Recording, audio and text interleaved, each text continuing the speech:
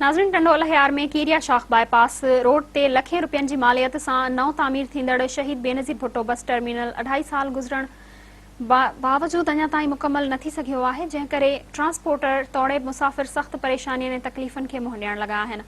वधीक तफ़सीलनि ॾिसूं था नसीर शाह जी ही रिपोर्ट। टंडोला शहर में बसिन जो ठहंदड़ टर्मिनल जेको गुज़िरियल 2.5 सालनि खां रास न थी सघियो, जंहिंजे करे आम माण्हुनि समेत ट्रैफिक जे हवाले सां वॾो मसइलो पैदा थी वियो आहे। जेके आम माण्हू सवारी न हुअण जे करे ऐं हितां खां टंडोला शहर में वञनि था ऐं उन्हनि खे काफ़ी मुश्किलातूं पेश अचनि थियूं, जॾहिं त टर्मिनल ते लाखों रुपया पंहिंजो ख़र्च हुअण जे बावजूद बि अञा ताईं मुकमल न थी सघियो आहे।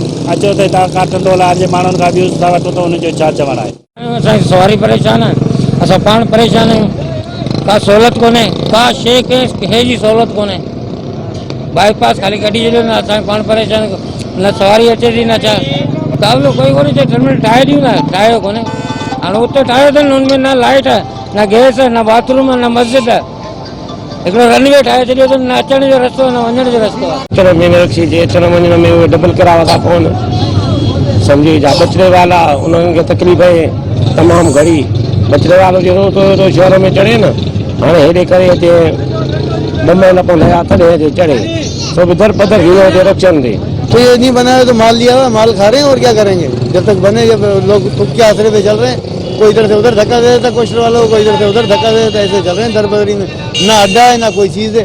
ये किरोड़ ब्याज आहे, जीअं कुझु कॉलेज जेके माना ऋण में आबाद करे छॾिया आहिनि। जेके माना मेन जेके शयूं आहिनि, सहूलियतूं जेके अवामी नुमाइंदा आहिनि, उन कम आवाम खे सहूलियतूं ॾियणु, सहूलियतूं मिलियूं। अचण वञण में तकलीफ़ थिए थी। पहिरियां त गेट ते वञी लहंदा हुआसीं, किरायो बि वधीक लॻे थो ऐं अचण वञण में तकलीफ़ आम माण्हू खे वधीक आहे। इहो बि कोन पियो हले, करोड़ों रुपया अजायो ख़र्च कया आहिनि, भॼी भुरी वियो आहे, भित बि हुनजी भॼी वई है। वो बगैर फ़ायदे में क्या फ़ायदा है इसमें, लोगों को फ़ायदा नहीं मिला फिर क्या फ़ायदा है इसमें। बहुत मुश्किल हुआ, आवाम को बहुत बड़ा मुश्किल है। कैमरामैन टीम सां गॾु नसीर मोहन शाह, मेहरान टीवी टंडोला।